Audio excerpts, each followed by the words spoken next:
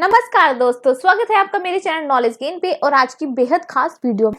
तो दोस्तों, जैसे कि अब देखने को मिल रहा है कि जो लोग अपनी आईटीआर रिवाइज कर रहे हैं या जो लोग अपनी आईटीआर फाइल कर रहे हैं, उनके जो रिफंड है 2 मिनट में उनके अकाउंट में क्रेडिट हो रहे हैं। और मैं आपको ये सब प्रूफ के साथ दिखा देती हूँ। कल ही हमने एक आईटीआर फाइल की थी और फाइलिंग करने के सिर्फ 2 मिनट के अंदर जो रिफंड है उनके अकाउंट में आ गया। तो पूरा डिटेल में इस वीडियो में डिस्कस करेंगे और जून और जुलाई में जिनके आईटीआर पेंडिंग है ना, उनको भी मैसेज आ रहे हैं, उसके बारे में भी बात करेंगे। और साथ में एक चीज मैं क्लियर करना चाहती हूँ, लोगों को कंफ्यूजन हो रहा है कि ये जो मैसेज आ रहे हैं वो नोटिस तो नहीं है। तो मैं आपको बता दूं, ये नोटिस नहीं है, ये सिर्फ एक ई कैंपेन लॉन्च किया गया है। और साथ में हम डाटा भी कंपैरिजन करेंगे कि कल के मुकाबले में आज जो आईटीआर है कितनी प्रोसेस्ड हुई है। ठीक है, तो सबसे पहले आपने यहाँ पे सर्विसेज के अंदर नो योर रिफंड स्टेटस पे जाना है। तो यहाँ पे आपने असेसमेंट ईयर सेलेक्ट करना है 25-26, नीचे की तरफ स्क्रॉल करना है और यहाँ पे सबमिट कर देना है। तो यहाँ पर आप देखोगे कि 24 दिसंबर को जो इनका टीडीएस का रिफंड था इनके बैंक अकाउंट में आ गया है। ठीक है, तो पूरा मामला हम यहाँ पे देख लेते हैं। उसके लिए आपने ई फाइल पे जाना है, इनकम टैक्स रिटर्न पे जाना है और व्यू फाइल रिटर्न पे यहाँ पे क्लिक करना है।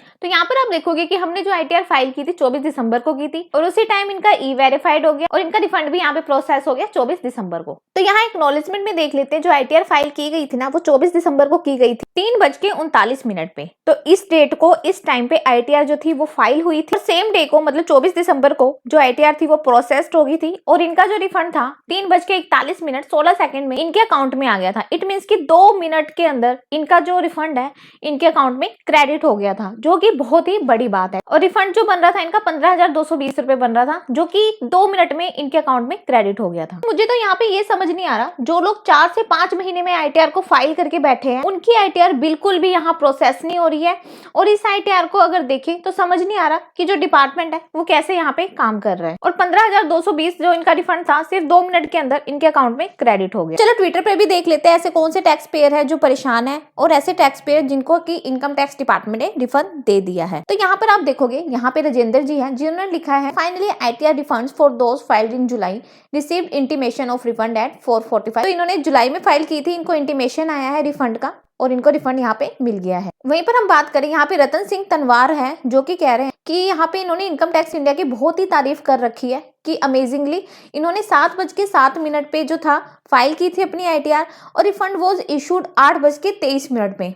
तो इन्होंने इनकम टैक्स डिपार्टमेंट को यहाँ पे बहुत ही मतलब कि अप्रिशिएट किया है। और वहीं पे देख लेते जिनके रिफंड नहीं आ रहे, इन्होंने कल यहाँ पे इनकम टैक्स डिपार्टमेंट को टैग किया है कि अभी तक प्रोसेस नहीं हुई है और मतलब कि रिवाइज्ड किया है, उन्होंने ग्रीवियंस भी डाली है पर रिफंड इनका बहुत ही लेट हो रहा है। तो यहाँ पे इन्होंने यहाँ पे चिंता भी व्यक्त की है। तो यहाँ हम और सारे टैक्स पेयर ये उम्मीद लगा रहे हैं कि इनकम टैक्स डिपार्टमेंट जो फ्यूचर में प्रोसेसिंग करेगा ना, तो उनको जल्दी से जल्दी यहाँ पे रिफंड दिया जाएगा। ठीक है, तो यहाँ पर आप देखोगे कि सभी टैक्स पेयर्स को ऐसा मैसेज आ रहा है जिनकी आईटीआर अभी प्रोसेस नहीं हुई है। तो यहाँ पे कहा गया है कि आपने असेसमेंट ईयर 2025-26 में इनकम टैक्स रिटर्न में रिफंड क्लेम किया है, लेकिन उस रिफंड में डिस्क्रिपेंसीज और मिसमैच पाई गई है, इसलिए आपका रिटर्न रिस्क मैनेजमेंट प्रोसेस में चला गया है। मतलब यहाँ सिस्टम को डाउट लग रहा है। ठीक है, तो अभी क्या सिचुएशन है उन टैक्स पेयर की जिनको ये मैसेज आया है? फर्स्ट, उनका रिफंड का प्रोसेस रुक गया है और डिपार्टमेंट ने डिटेल ईमेल भी भेजी होगी आप लोगों के रजिस्टर्ड ईमेल पर। थर्ड, अगर गलती सुधार ली जाती है तो आपका जो रिफंड है वो आ सकता है। और सबसे इंपॉर्टेंट डेट क्या है? रिवाइज रिटर्न फाइल करने की लास्ट डेट है 31 दिसंबर 2025। इस डेट तक आप without penalty revise return file कर सकते हो और अगर इस डेट की बात करोगे ना तो एक्स्ट्रा टैक्स प्लस पेनल्टी यहाँ पे देनी पड़ेगी। ठीक है, तो इस तरह का मैसेज लोगों को आया है।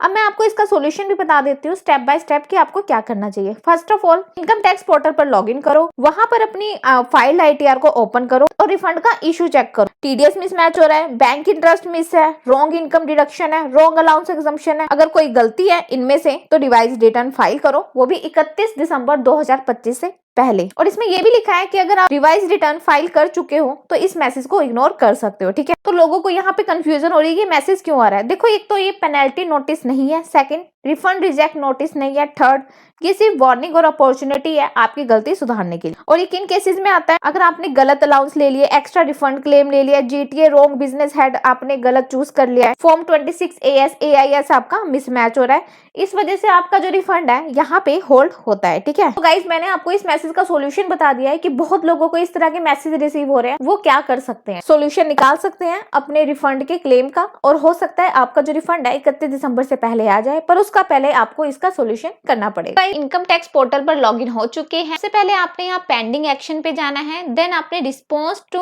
आउटस्टैंडिंग डिमांड पे क्लिक करना है। तो जैसे ही आप यहाँ पे क्लिक करोगे तो यहाँ पर हमें चेक करना है कि हमें सेक्शन 245 का नोटिस तो नहीं आया है, कोई पिछली डिमांड तो हमारे पास नहीं आई है। तो अगर यहाँ पर आपको ऐसा कुछ नहीं मिलता तो आपने पेंडिंग एक्शन पे जाकर ई प्रोसीडिंग वाले ऑप्शन को क्लिक करना है। ई प्रोसीडिंग पर क्लिक करने के बाद हमने यहाँ पर चेक कर लेना है कि हमारे पास कोई डिफेक्टिव रिटर्न का नोटिस तो नहीं आया है, क्योंकि जब हम आईटीआर गलत फाइल कर देते हैं या फिर आईटीआर फॉर्म का गलत सिलेक्शन कर लेते हैं तो हमारे पास डिफेक्टिव रिटर्न का जो नोटिस है वो आ जाता है। तो ये सारी चीजें हमें यहाँ पे चेक कर लेनी है कि हमारे पास कोई नोटिस वगैरह तो नहीं आया है। तो यहाँ पर आप देखोगे कि मेरे केस में यहाँ पर किसी भी तरह का नोटिस नहीं है, तो आपको यहाँ पर भी कोई प्रॉब्लम नहीं दिखती है। तो उसके बाद आपने यहाँ पर ग्रीवेंसेस वाले ऑप्शन पे जाना है, देन सबमिट ग्रीवेंस पे क्लिक करना है। तो यहाँ पर आपको रेलेवेंट डिपार्टमेंट सिलेक्ट करना है, जो कि हम सीपीसी आईटीआर को सिलेक्ट करेंगे। देन उसके बाद यहाँ पर आपने कैटेगरी सिलेक्ट करनी है। कैटेगरी में आपने प्रोसेसिंग वाले ऑप्शन को सिलेक्ट करना है कि मेरी प्रोसेसिंग नहीं हो पा रही है, और अगर मान लीजिए आपकी प्रोसेसिंग हो गई है और रिफंड नहीं आया तो यहाँ पर आपने रिफंड वाली कैटेगरी को सिलेक्ट करना है। तो अभी हम यहाँ पर प्रोसेसिंग को सिलेक्ट करेंगे। उसके बाद आपने सब कैटेगरी में अदर प्रोसेसिंग वाले ऑप्शन को डाल देना है, देन आपने कंटिन्यू कर देना है। कंटिन्यू करने के बाद जो भी असेसमेंट ईयर है उसको सिलेक्ट करना है, जैसे कि असेसमेंट ईयर 25-26 है उसको आपने सिंपली सिलेक्ट कर लेना है। देन यहाँ पे आपने ग्रीवेंस की डिस्क्रिप्शन डालनी है। तो यहाँ पर देखो आपको ना 2 लाइनों का डिस्क्रिप्शन देना है कि हमारी आईटीआर प्रोसेस नहीं हो पा रही है, और यहाँ पर आपने डेट दे देनी है कि कौन सी डेट को आपने जो है वो आईटीआर फाइल किया था।